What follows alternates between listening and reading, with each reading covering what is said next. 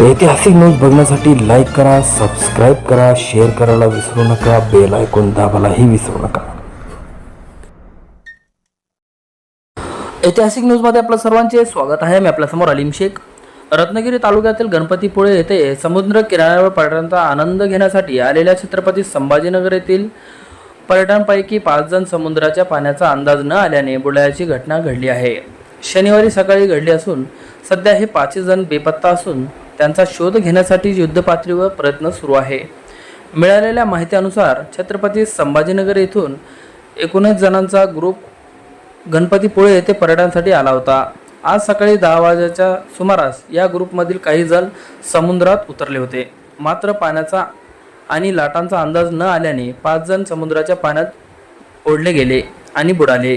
पर्यटन बुडत असल्याने लक्षात येताच किनाऱ्यावरील स्थानिक ग्रामस्थ, व्यापारी आणि तैनात असलेल्या जीवनरक्षकांनी तातडीने समुद्र धाव घेतली.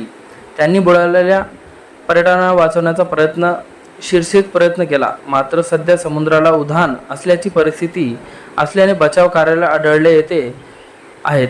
तरी बेपत्ता पर्यटकांचा शोध घेण्यासाठी स्थानिक प्रशासन, पोलीस आणि जीवनरक्षक स्थानिक बोटींच्या सहाय्याने शोध कार्य सुरू आहे. छत्रपती संभाजीनगर पर्यटन तालुक्यातील बिडकीन येथील मुलं आहेत. रत्नागिरी पोलीस अधीक्षक नितीन बगाटे यांनी दिलेल्या माहितीनुसार आज गणपतीपुळे येथे समुद्रकिनाऱ्यावर साधारणतः 10 ते 10:30च्या दरम्यान 19 छत्रपती संभाजीनगरचे बिडकीनचे काही मुलं इथे समुद्रामध्ये पाण्यामध्ये पोहण्यासाठी उतरले असतात. त्यातील 5 जण वाहून गेल्याची घटना घडलेली आहे. सध्या कोस्टगार्ड आणि इतर मच्छीमार बांधवांच्या बोटींनी त्यांचा शोध सध्या सुरू आहे. पोलीस घटनास्थळी दाखल आहे. SP नितीन बगाटे आणि आमची पूर्ण टीम या कार्यासाठी लागलेली आहे. बाकी मुलांना वाचवण्यात यश आलेलं आहे. बाकी 14 मुलं इथे सुखरूप आहेत.